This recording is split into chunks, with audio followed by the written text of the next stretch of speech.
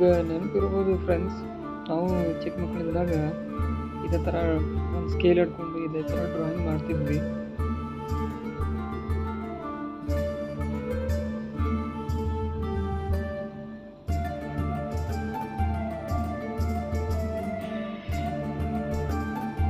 ಇದು ಹೆಂಗೆ ಬರ್ತಿತ್ತೋ ಗೊತ್ತಿಲ್ಲ ಫ್ರೆಂಡ್ಸ್, ಒಟ್ಟು ಮಾಡ್ತಾನೆ ಮಾಡ್ತಿದ್ವಿ. ಇದು 5ರಿಂದ 10 ನಿಮಿಷ ಟೈಮ್ ತೊಗೊಳುತ್ತೆ. ಇದು ಈ ಥರದ್ದು ಸ್ಕೇಲ್ ಬೇಕಂದ್ರೆ ನೀವು ಆನ್ಲೈನ್ ಅಲ್ಲಿ ಚೆಕ್ ಮಾಡ್ಕೋಬೋದು.